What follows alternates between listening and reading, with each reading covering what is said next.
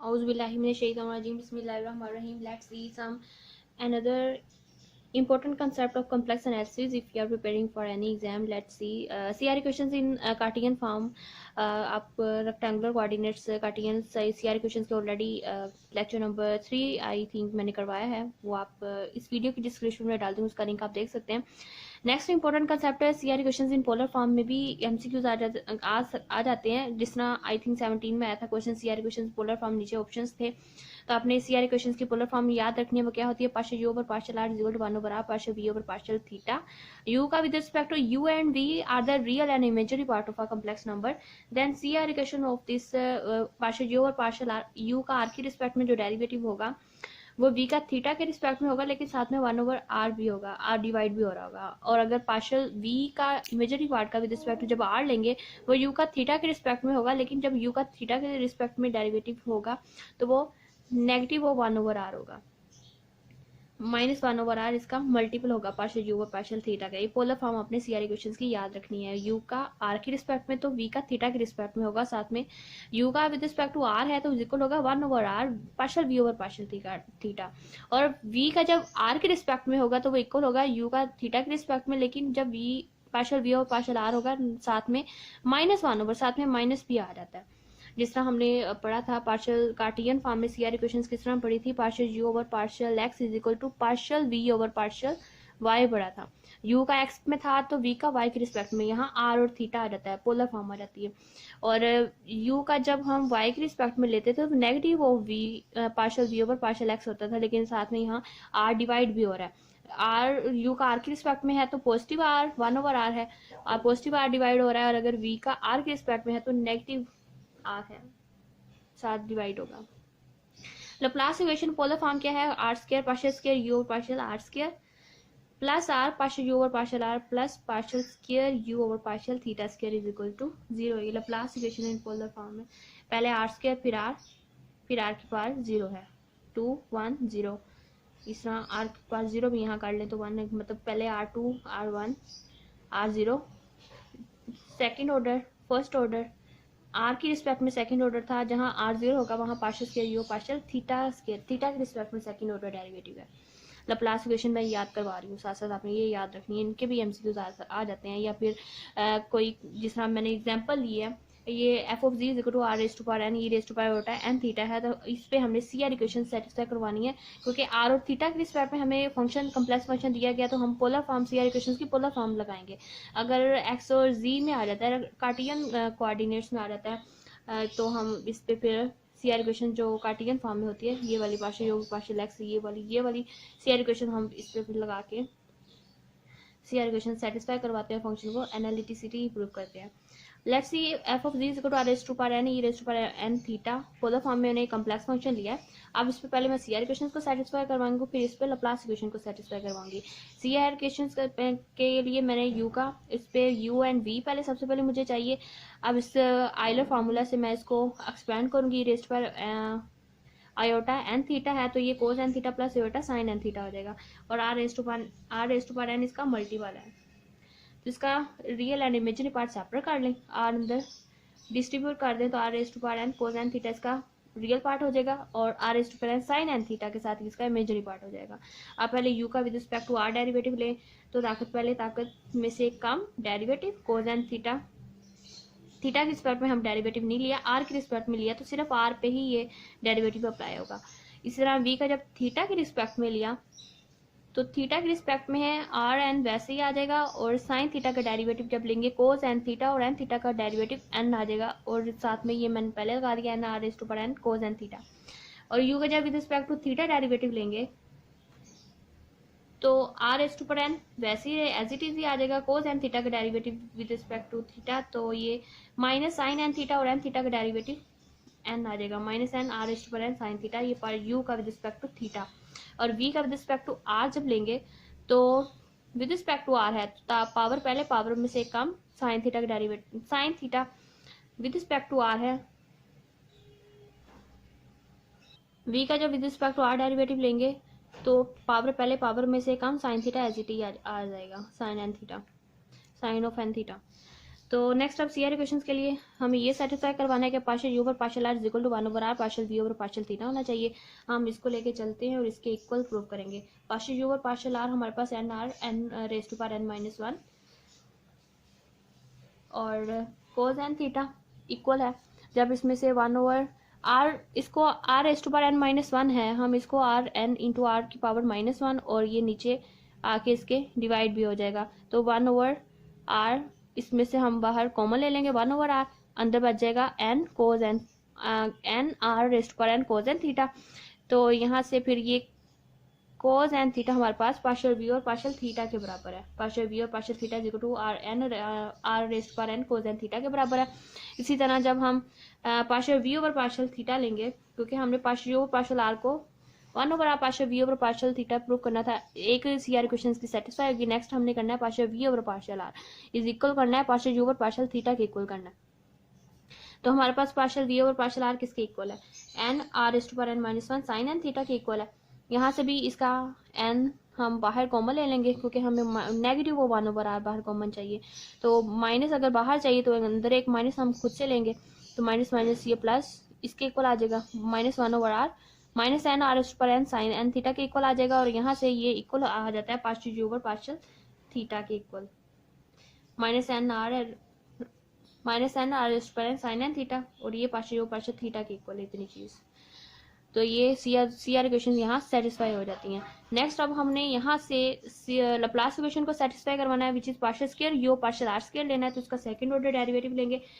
Second time जब इसका again derivative लेंगे तो विद रिस्पेक्ट टू आर चाहिए। एन पहली है, पावर फिर एक और आ जाएगी एन इंटू एन माइनस 1, और पावर में एक कम एन माइनस 1 तो minus 2 and r raise to power n minus 2 cos n theta. And next जब थीटा का भी सेकेंड डेरिवेटिव लेना है पार्शियल यू और पार्शियल आर का। लैप्लास इक्वेशन इन यू है ये। इसी तरह अब इन वी भी आप सेटिस्फाई करवा सकते हैं। मैंने यहाँ यू के रिस्पेक्ट में इसको लैप्लास इक्वेशन को सेटिस्फाई करवाया। लैप्लास इक्वेशन एक सिंगल वेरिएबल में आती है। सीआर इक्वेशन जो होते हैं रियल एंड इमेजिनरी पार्ट दोनों आ जाते हैं। लैप्लास इक्वेशन में सिर्फ एक ही पार्ट होता है, यू ले लें या वी ले लें। ये लैप्लास इक्वेशन इन यू है। तो मतलब रियल पार्ट में, ये रियल पार्ट की रिस्पेक्ट में लैप्लास इक्वेशन को यहाँ सेटिस्फाई करवाया गया है। पहले मैं आर के रिस्पेक्ट में डेरिवेटिव लिया, फिर थीटा के रिस्पेक्ट में डेरिवेटिव लिया, फिर जब इस इक्वेशन में लगाया लैप्लास इक्वेशन में, यहाँ ये सेटिस्फाई कर जाती है कि हमारे पास r square partial u over partial r square था यहाँ पे। तो और ये पॉजिटिव और नेगेटिव कैंसिल आउट होकर इक्वल टू 0 बनता है। लैप्लास इक्वेशन को सेटिस्फाई करता है ये फंक्शन। सीआर इक्वेशन को भी सीआर इक्वेशन को सेटिस्फाई करता है, तो लैप्लास इक्वेशन को भी वो फंक्शन सेटिस्फाई करता ही करता है। चेक ना भी करें तो आप बता सकते हैं सीआर इक्वेशन को फंक्शन सेटिस्फाई करेगा वो लैप्लास, क्योंकि लैप्लास इक्वेशन बनती सीआर इक्वेशन से है। कैसे बनती है ये मैं ऑलरेडी सारा प्रूव भी करवा चुकी हूँ।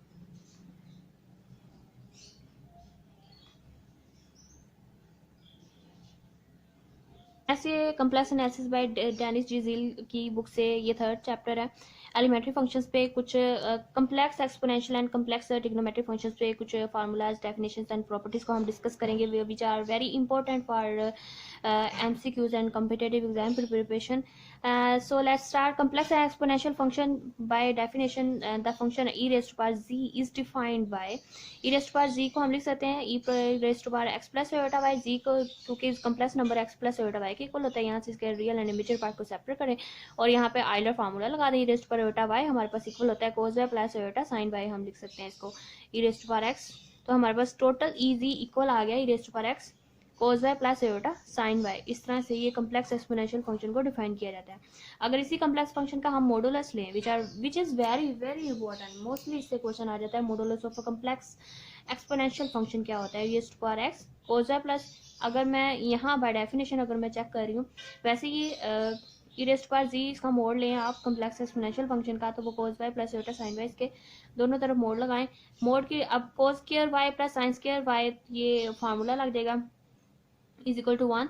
तो ई रेज़्ड टू पावर एक्स का मोड मतलब पूरे कम्प्लेक्स एक्सपोनेंशियल फंक्शन का जो मोड होता है वो सिंपली इक्वल आ जाता है ई रेज़्ड टू पावर एक्स के, और ये ऑलवेज ग्रेटर इक्वल टू 0 होता है, मतलब ऑलवेज ये पॉजिटिव होता है, कभी नेगेटिव नहीं हो सकता और कभी ये इक्वल 0 भी नहीं हो सकता, क्योंकि किसी भी नंबर की आप पावर लें तो वो इक्वल 1 समथिंग कुछ आएगी और कुछ भी हो सकती है, लेकिन वो 0 नहीं कभी भी हो सकती। 0 भी आप किसी नंबर की पावर ले लें तो वो 1 नहीं होती है, 1 से ही स्टार्ट होती है। कभी एक्सपोनेंशियल की पावर जो होती है या ई रेज़्ड टू पावर z कभी 0 नहीं होता, और इसका मोड हमेशा पॉजिटिव होता है। मोड पॉजिटिव होता है क्योंकि मोड हमें लेंथ बता रही होती है और ये ऑलवेज पॉजिटिव होती है, और ये इस तरह जीरो भी नहीं हो सकती।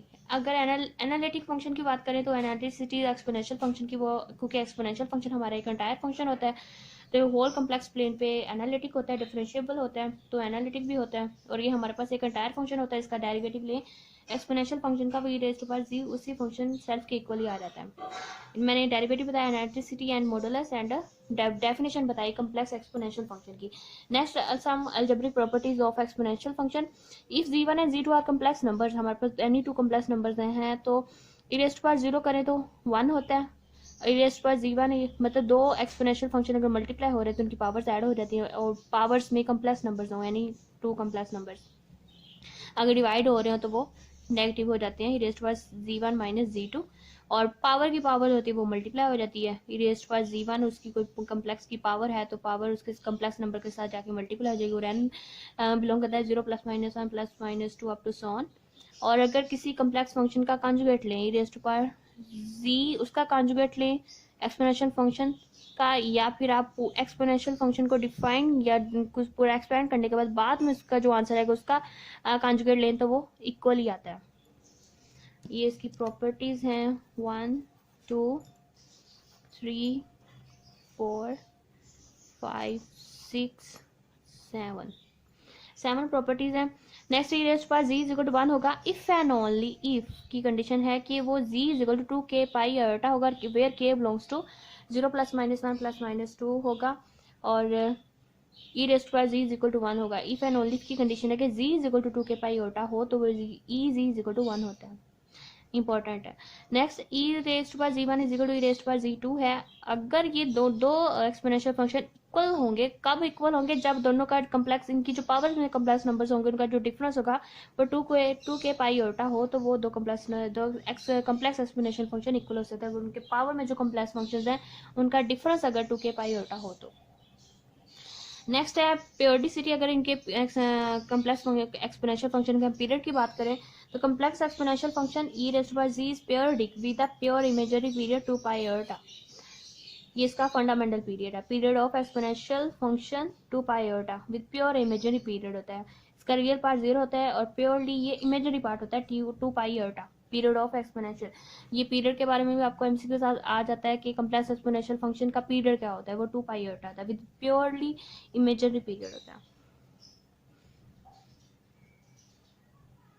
मेरे पास डेफिनेशन है कम्प्लेक्स है ट्रिग्नोमेट्रिक फंक्शन की, if x is a real variable, हमारे पास एक्स जो है वो रियल वेरिएबल हो,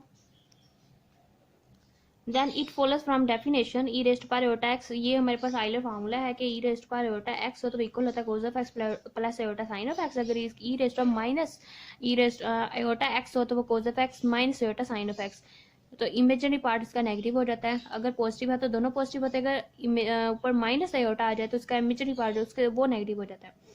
तो अब इन दोनों का अगर इन दोनों फंक्शंस को अगर आप ऐड करेंगे तो इसका plus iota sine of x minus iota sine of x cancel हो जाएगा, 2 cos of x is equal to e raised to power iota plus e raised to power minus iota x हो जाएगा, और इधर 2 आके डिवाइड हो जाएगा। cos of x यहाँ से हम कह सकते हैं इक्वल होता है e raised to power x plus iota e raised to power minus iota x over 2, और यहाँ से आप कम्प्लेक्स कोसाइन फंक्शन भी निकाल सकते हैं, वो होगा cos ऑफ z अगर आ जाए तो वो होगा e raised to power iota z plus e raised to power minus iota z over 2 भी होता है। साइन ऑफ एक्स इस तरह से अगर दोनों को सेपरेट आप कर दें, किस तरह से कि इसको इक्वेशन नंबर 1 कह दें, इसको इक्वेशन 2 कह दें, separate equation 1 equation 2 from equation 1, अगर दोनों को आप सेपरेट करें तो raised to power iota x minus e raised to power minus iota x by 2 iota भी साथ में आ जाएगा, क्योंकि अगर दोनों को माइनस करेंगे, माइनस आप इन दोनों तरफ ये माइनस हो जाएगा और ये प्लस हो जाएगा, ये sine of x function add हो जाएंगे और ये cos ऑफ एक्स कैंसिल हो जाएगा, तो 2 साइन ऑफ एक्स हमारे पास इक्वल आ जाएगा, 2 आयोटा भी साथ में आ जाएगा, 2 आयोटा होगा और वो इधर आगे डिवाइड हो जाएगा। इस तरह आप कम्प्लेक्स साइन फंक्शन भी निकाल सकते हैं, which is equal to iota z minus e raised to minus, अगर x है तो इधर भी x है, अगर एंगल में इधर z है तो इधर भी z आ जाता है, ओवर 2 आयोटा भी आता है, साइन z के साथ 2 आयोटा होता है, cos z के डिनोमिनेटर में 2 आ रहा होता है, याद रखिएगा। नेक्स्ट इंपॉर्टेंट नोट है कि sine and cosine z are analytic functions, ये साइन और कोसाइन, ये complex cosine and sine functions ये एनालिटिक फंक्शंस होते हैं। और डी ओवर अगर इन साइन जी का अगर आप डेरिवेटिव ले तो कोस जी होता है, जिस तरह रियल एनालिसिस में करते हैं, और कोस जी का डेरिवेटिव नेगेटिव ऑफ साइन जी होता है। साइन 0 0 होता है, कोस 0 1 होता है। नेगेटिव साइन ऑफ नेगेटिव जी करें तो इसका माइनस बाहर आ जाता है, कोस का लें तो पॉजिटिव के इक्वल आ जाता है, कोस ऑफ नेगेटिव जी लें तो is equal to cos of z के इक्वल ही आता है। In real analysis range of sine of x is, हम रियल एनालिसिस में देखिए जो साइन ऑफ एक्स की जो रेंज होती है वो क्लोज इंटरवल -1 to 1 होती है, बट फॉर कम्प्लेक्स नंबर्स के साइन जी की जो वैल्यू होती है वो 2 भी हो सकती है। मतलब ये इसमें ये रिस्ट्रिक्शन सिर्फ रियल एनालिसिस के लिए ही था। अगर एक्स आपका रियल वैल्यूड है तो साइन एक्स की जो रेंज होती है -1 to +1 ही होती है, लेकिन कम्प्लेक्स के लिए वो डिफरेंट भी हो सकती है, 2 तक भी हो जाती है, याद रखिएगा ये बात। लेकिन कम्प्लेक्स साइन के लिए आप कह नहीं सकते कि इसकी रेंज इतनी होती है। Zeros of sine of ji is equal to n pi. Zeros of sine z जो होते हैं वो एन पाई होते हैं, ये इंपॉर्टेंट है, इसके भी एमसीक्यूज बनते हैं। Zeros of sine z n pi and zeros of cos z ये और मल्टीपल्स ऑफ 90 या π/2 के और मल्टीपल्स होते हैं। जीरोज ऑफ कोस जी जो होते हैं वो 90 के ऑड मल्टीपल्स हैं। Zeros of sine z n pi होते हैं, और वेयर एन इज इक्वल होता है 0 +, -1 +, -2 अप टू सो ऑन। अगर इनके पीरियड्स की बात करें तो पीरियड ऑफ साइन जी या कोस जी दोनों का पीरियड जो होता है वो 2k पाई होता है, where k is equal to 0 +, -1 +, -2 up to so on. अगर इनके फंडामेंटल पीरियड की बात करें तो फंडामेंटल पीरियड साइन जी और कोस जी दोनों का 2 पाई होता है। पीरियड साइन और कोस साइन दोनों का सेम है, को 2k पाई है। अगर फंडामेंटल पीरियड की बात करें तो दोनों साइन और कोसाइन दोनों का पीरियड 2 पाई है। जिस तरह पीरियड क्या होता है कि आफ्टर सम रोटेशन के बाद फंक्शन अपनी वैल्यू को रिपीट करता है। साइन जी +2 पाई करें तो इक्वल टू साइन जी ही आ जाता है। कोस मतलब उसको पीरियड में उनके एंगल को ऐड करें तो वापस में आपको साइन जी मिलेगा। कोस जी +2 पाई करें तो इक्वल टू कोस जी ही, जो कोस जी पे वैल्यू आ रही होगी वही उसके 2 पाई में ऐड करने पे भी वही वैल्यू होगी, दोनों इक्वल वैल्यू देते हैं। कोस ऑफ को 2 pi plus cos of z +2 pi is equal to cos of z. ये पीरियड्स होते हैं, और ये फर्स्ट ईयर का 11 चैप्टर बहुत अच्छा।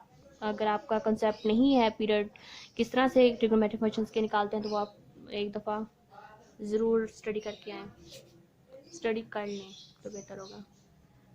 नेक्स्ट है complex hyperbolic sine and cosine क्या होते हैं। Sine hyperbolic z is equal to e⁻g minus e⁻g/g होता है। आयोटा इसमें ख़त्म हो जाता है। अगर जिस तरह हमने अभी पढ़ा था साइन जी था तो उसमें इधर भी ओटा था, इधर की पावर में भी ओटा था, लेकिन हाइपरबोलिक में ओटा खत्म हो जाता है। इसके डिवीजन मतलब डिनोमिनेटर में भी ये ओटा साइन नहीं आ रहा था। कोस हाइपरबोलिक जी है तो e⁻g+, मतलब दोनों ही एक्सपोनेंशियल फंक्शन यहाँ पे ऐड हो रहे थे और साइन के साथ सब्ट्रैक्ट हो रहे थे, लेकिन पावर्स में इनका ओटा भी था और इसके डिनोमिनेटर में भी ओटा था, लेकिन हाइपरबोलिक में ओटा खत्म हो जाता है। बाकी e⁻g माइनस e⁻g/2 होता है। इसको आप प्रूव कर सकते हैं जिस तरह अभी हमने रियल कम्प्लेक्स नंबर के लिए किया था। एनालिटिक फंक्शन ये हमारे साइन एंड कोसाइन हाइपरबोलिक जी है, ये हमारे एनालिटिक फंक्शन होते हैं। इस पर भी आपको एमसीक्यू आ सकता है कि sine hyperbolic z is an analytic है, एंटायर है। इस तरह से ये हमारे एंटायर फंक्शन होते हैं। और एनालिटिक एंटायर है तो मतलब एनालिटिक तो होंगे, entire function whole complex plane पे एनालिटिक होते हैं। डेरिवेटिव इनके एग्जिस्ट करते हैं। डेरिवेटिव साइन हाइपरबोलिक जी का ले तो कोस हाइपरबोलिक जी होता है। इस तरह कोस हाइपरबोलिक जी का डेरिवेटिव ले तो पॉजिटिव साइन हाइपरबोलिक जी आ जाता है। अगर सिंपल कोस जी हो तो नेगेटिव साइन ऑफ जी, अगर कोस हाइपरबोलिक जी हो तो पॉजिटिव के साथ साइन हाइपरबोलिक जी आता है, याद रखिएगा। थोड़ा सा बस डिफरेंस आ जाता है। इसको भी आप खुद से इसका प्रूफ कर सकते हैं कि साइन ऑफ आयोटा जी अंदर एंगल के साथ कम्प्लेक्स नंबर के साथ सिर्फ, या फिर कह लें कि प्योरली आयोटा मतलब साथ आ रहा है, इमेजिनरी आ रहा है तो आयोटा बाहर आ जाता है और साथ में साइन हाइपरबोलिक जी के इक्वल होता है। इसका आप प्रूफ कर सकते हैं। फार्मूलाज मैंने बता दिए, हाइपरबोलिक के भी बता दिए, सिंपली कम्प्लेक्स साइन के बता दिए फार्मूलाज, वहाँ से आप इसका प्रूफ कर सकते हैं। कोस ऑफ आयोटा जी, बस इसको यहाँ पे आप याद रखिएगा। कोस ऑफ आयोटा जी हो तो कोस हाइपरबोलिक जी के इक्वल आता है, लेकिन साइन के साथ आयोटा जी हो तो इसका आयोटा बाहर आ जाता है। जिस तरह नेगेटिव हो तो नेगेटिव बाहर आ जाता है, और cos of iota z is equal to cos hyperbolic z होता है। Sine hyperbolic iota z is equal to iota, इसका भी बाहर आ जाता है। हाइपरबोलिक इधर है तो इधर सिंपल आ जाएगा, अगर इधर कम्प्लेक्स के साथ है तो इधर हाइपरबोलिक है। अगर हाइपरबोलिक के साथ हाइपरबोलिक ऑफ आयोटा जी आ जाए तो आयोटा बाहर आ जाता है साइन ऑफ सी। अगर कोस हाइपरबोलिक आयोटा जी हो तो is equal to cos of c. Iota यहाँ भी इसके साथ नहीं था, कोस आयोटा जी है तो कोस हाइपरबोलिक जी है। आयोटा इसका यहाँ भी नहीं है, कोस ऑफ हाइपरबोलिक आयोटा यहाँ आयोटा जी लगाते हो तो ये सिंपल कोस ऑफ सी के इक्वल ही आ जाता है। इसको याद रखिएगा। इतने ये कुछ प्रॉपर्टीज़ हैं cos hyperbolic and sine and cosine की फंक्शंस की। जीरोस की अगर बात करें तो zero for sine hyperbolic z जो होता है वो के पाई होता है, फिर के zero zero plus minus one, and zero of cos hyperbolic z की बात करें तो वो ऑड मल्टीपल्स ऑफ पाई होता है। Zeros of cos hyperbolic z वो ऑड मल्टीपल है, इसको n plus one over two लिखा है, इसको आप 2n plus one over two into pi भी आ सकते हैं, पाई ओटा भी साथ में आ रहा है, जीरोज हैं। पीरियोडिसिटी की बात करें तो period of sine hyperbolic z और cos hyperbolic z is equal to 2n pi iota होता है इनके पीरियड्स। उधर मैंने कहा था कि साइन जी और कोस जी के 2 के पाई ओटा थे, यहाँ 2 के पाई ओटा कर लें, 2n पाई कर लें, और n belongs to n is equal to 0 plus minus 1 है। और इनके फंडामेंटल पीरियड की बात करें तो 2 पाई ओटा। पीरियड एंड जीरो तो सेम ही है, साइन हाइपरबोलिक हो या कोस हाइपरबोलिक, साइन जी कोस जी के इनके पास फार्मूलाज भी ऑलमोस्ट सेम ही है, बस ये कुछ प्रॉपर्टीज इंपॉर्टेंट प्रॉपर्टीज होती है, इनको आप याद रखिएगा। मैंने कुछ एमसीक्यूज लिए इन्हीं पे बेस्ड कॉन्सेप्ट पे जो मैंने अभी कवर किए कि modulus of x complex exponential function जो होता है is equal to e raise to power x होता है। ये किस तरह से होता है, ये भी जिस तरह अभी हम इसका प्रूफ करके आए थे कि e raise to power z जो होता है is equal to e raise to power x cos y plus iota sine y, और इसका जो मॉडुलस लेते हैं रेज़ टू पावर एक्स के मोड के इक्वल आ जाता है। इसी तरह यहाँ पे ये mod of e raise to power z का जो या फिर कम्प्लेक्स एक्सपोनेंशियल फंक्शन का जो मोड होता है e raise to power x के मोड के इक्वल होता है। ये हमारा सी ऑप्शन राइट है। नेक्स्ट है raised to power z is equal to 1 होगा if and only if z is equal to k pi iota. ये भी मैंने यहाँ पे कॉन्सेप्ट करवाया था कि e raised to power z is equal to 1 if and only if z is equal to k pi iota where k is equal to 0 plus minus 1 up to so on. तो यहाँ हमारा यहाँ भी C option right है। Next है fundamental period of e raised to power z, fundamental period का 2 pi ओटा होगा। फंडामेंटल पीरियड ये भी मैंने यहाँ करवाया था, फंडामेंटल पीरियड या प्योर इमेजरी पीरियड होता है कम्प्लेक्स एक्सपोनेंशियल फंक्शन का 2 पाई ओटा। और जीरोस ऑफ साइन जी क्या होते हैं, जीरोस ऑफ साइन जी हमारे एन पाई होते हैं, यहाँ ओड है, यहाँ इवन मल्टीपल्स हैं, और इवन और एन पाई में ओड मल्टीपल्स हैं, इवन मल्टीपल्स सारे आ जाते हैं, तो एन पाई यहाँ पे राइट ऑप्शन है, c option is the right here. Next है कि मोड स्क्वायर है साइन ऑफ जी का, तो वो किसके इक्वल होगा, तो ये दोनों साइन है, ये भी दोनों साइन, यहाँ दोनों कोस हैं, तो इसको एक्सपेंड कर लेते हैं। यहाँ हमारा सी ऑप्शन राइट था मोड के साथ, और ये हमारा 2 के पाई ओटा होता है। Fundamental period of e raised to power z 2 pi iota sine square x into 1 plus sine hyperbolic square y plus cos square x जो होता है 1 माइनस साइन स्क्वायर एक्स के इक्वल होता है, 1 minus sine square x into sine hyperbolic square y. तो यहाँ sign square x जब अंदर मल्टीप्लाई होगा साइन हाइपरबोलिक स्क्वायर के साथ है पॉजिटिव, और इधर से जब साइन इसके साथ मल्टीप्लाई होगा तो sine square x into sine hyperbolic square y, फिर दोनों कैंसिल हो जाएंगे, हमारे पास जो रिमेनिंग बचेगा साइन स्क्वायर एक्स एंड इधर से plus sine hyperbolic square y बचेगा, साइन हाइपरबोलिक स्क्वायर वाई। हमारे पास फिर देख लेते हैं राइट ऑप्शन बी ऑप्शन है, sine square x plus sine hyperbolic square y के इक्वल है साइन जी मोड स्क्वायर।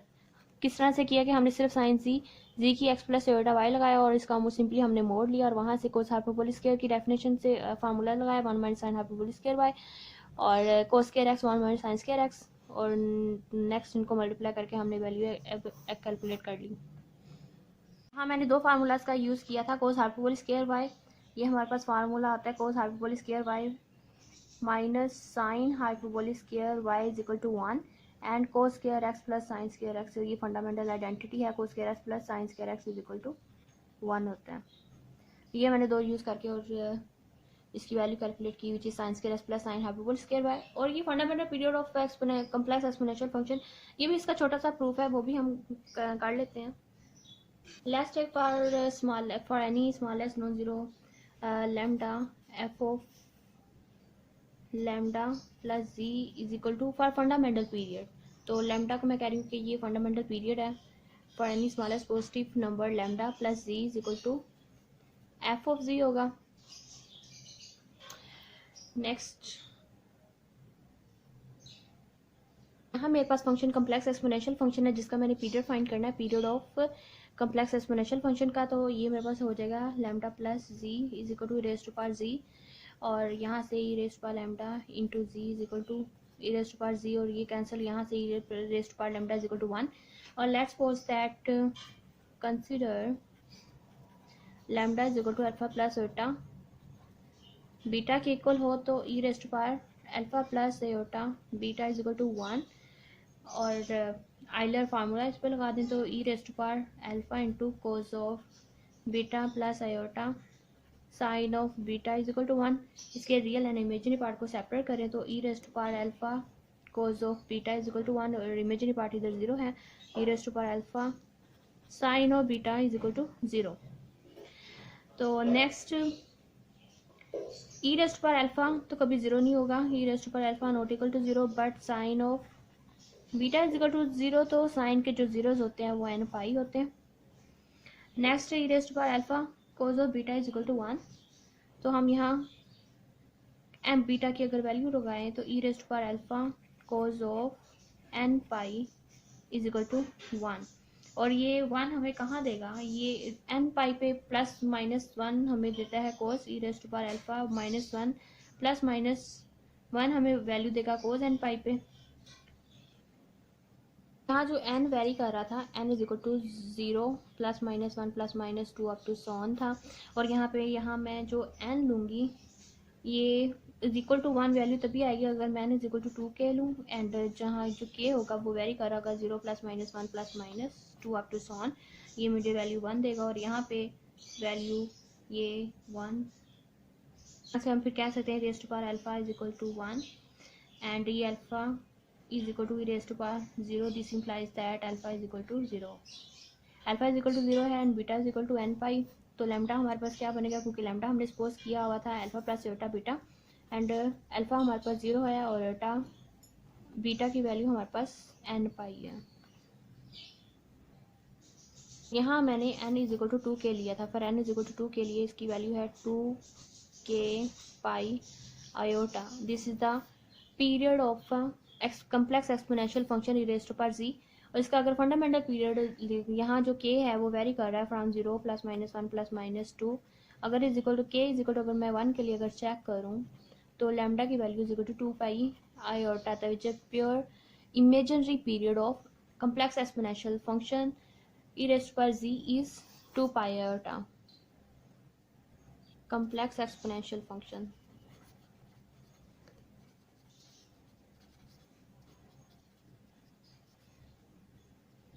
ई रेज़्ड पर जी, और इसका जो पीरियड है वो fundamental period pure imaginary period है, lambda is equal to 2 pi iota.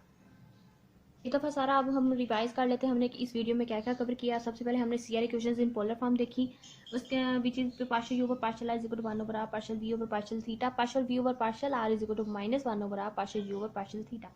We का आर के रिस्पेक्ट में इज इक्वल टू उसके फिर राइट साइड पे यू का थीटा के रिस्पेक्ट में होगा यू आर थीटा, यानी पोलर फॉर्म में ये सीआर इक्वेशन थी, लैप्लास इक्वेशन है।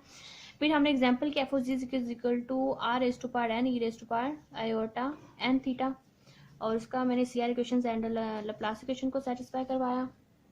नेक्स्ट मैंने कुछ एलिमेंट्री फंक्शन जिस तरह complex exponential function and trigonometric functions की कुछ प्रॉपर्टीज एंड इंपॉर्टेंट रिजल्ट को डिस्कस किया कि कम्प्लेक्स एक्सपोनेंशियल फंक्शन किस तरह से डिफाइन होता है, इसका मॉडुलस किसके इक्वल होता है, और इसकी एनालिटिसिटी के बारे में मैंने बात की कि वो एंटायर फंक्शंस होते हैं कम्प्लेक्स फंक्शन, इसके डेरिवेटिव एंड कुछ algebraic properties of exponential function, and we have discussed that periodicity of complex exponential function is 2 pi iota।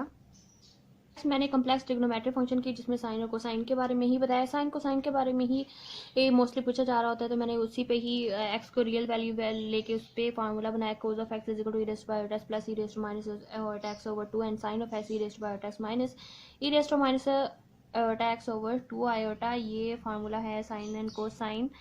X का अगर एक्स आपका रियल वेरिएबल है तो उसके ये फार्मूलाज अगर कम्प्लेक्स में आ जाए तो cos of ji is equal to, इसको थोड़ा हाईलाइट कर देती हूँ, cos of ji is equal to e raised to power iota z plus e raised to power minus iota z by 2, और 2 के साथ आयोटा आता है साइन ऑफ जी के साथ, साइन ऑफ जी का जो फार्मूला होता है ई रेज़्ड टू पावर आयोटा जी, इसका आप प्रूफ भी कर सकते हैं, प्रूफ एफएससी में इसके मौजूद भी हैं, आप उधर से भी देख सकते हैं।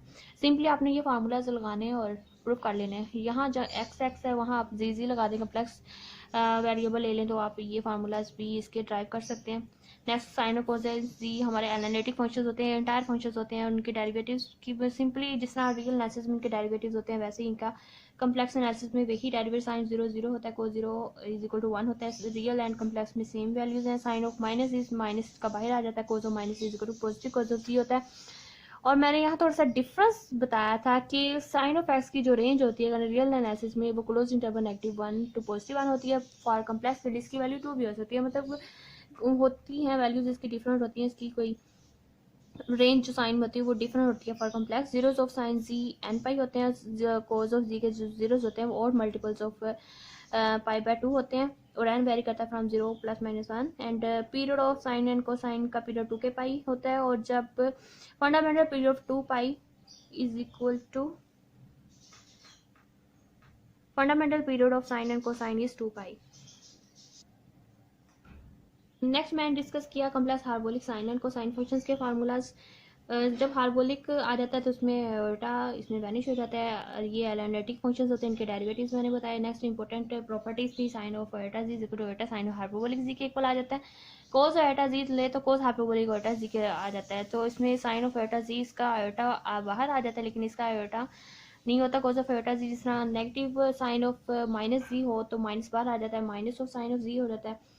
और इसी तरह cos of minus sine of z हो तो कोज ऑफ जी के इक्वल हो जाता है। इसी तरह इसमें उल्टा जी है तो कोज हाइपरबोलिक जी के इक्वल आ जाते हैं। ये प्रूफ्स हैं बाकायदा। प्रूफ्स मैं यहाँ करवा नहीं रही क्योंकि काफ़ी वीडियो लेंथी हो जाएगी। अगर आपने प्रूफ देखने हैं तो आप एफएससी की बुक देख लें, एफएससी मैथमेटिक्स सेकंड ईयर की मैथमेटिक्स बुक देखना, आप इसमें इसके प्रूफ भी देख सकते हैं, खुद भी कर सकते हैं। जो मैंने एक्सपोनेंशियल के फार्मूलाज भी बता दिए, sine hyperbolic and cos hyperbolic के फार्मूला भी बता दिए, खुद भी चेक कर सकते हैं। वरना सेकंड ईयर की बुक देखना आप उसमें भी इसके प्रूफ्स देखने, छोटे छोटे प्रूफ्स हैं, आप खुद भी करके देख सकते हैं। ये इनके फार्मूलाज आपने एज इट इज इनको याद रखना है। Next zeros of sine hyperbolic z and zeros of cos hyperbolic z, इनकी पीरियडिसिटी मैंने बताई 2 and pi iota, where fundamental period is 2 pi iota for sine and hyperbolic sine has the same period which is 2 pi iota. ये कुछ मैंने MCQs करवाए थे and thank you so much. अगर आपको कुछ हेल्प हो रही है और please like and share with your friends so that उनकी भी कुछ हेल्प हो जाए। Please remember me in your prayers. So thank you. Thank you for watching. Like and share. मैंने साथ किसी फॉलोअर के कहने पे मैथमेटिकल मेथड भी मैंने स्टार्ट की हुई है और कम्प्लेक्स एनालिसिस भी इंशाल्लाह मैंने कवर करना है सारा। कवर करने के बाद नेक्स्ट होगा मेरा मैकेनिक्स मैंने स्टार्ट करनी है क्योंकि मैकेनिक्स की काफ़ी डिमांड्स आ रही है। तो मैकेनिक्स एंड डिफरेंशियल ज्योमेट्री पे काम करना है। कम्प्लेक्स इंशाल्लाह within a week complete करके next differential geometry and mechanics group theory में लास्ट पे करूँगी क्योंकि बहुत ज़्यादा टाइम चाहिए। तो मैकेनिक्स एंड डिफरेंशियल ज्योमेट्री में विद इन मतलब 2-3 हफ्ते लग जाएंगे, फिर उसके बाद ग्रुप थ्योरी पे इंशाल्लाह फिर काम स्टार्ट फिर चलता ही रहेगा ग्रुप थ्योरी पे काम। ये मेरा जनवरी तक का टारगेट है इंशाल्लाह। दुआ है कि कोशिश भी है, इंशाल्लाह हो जाएगा।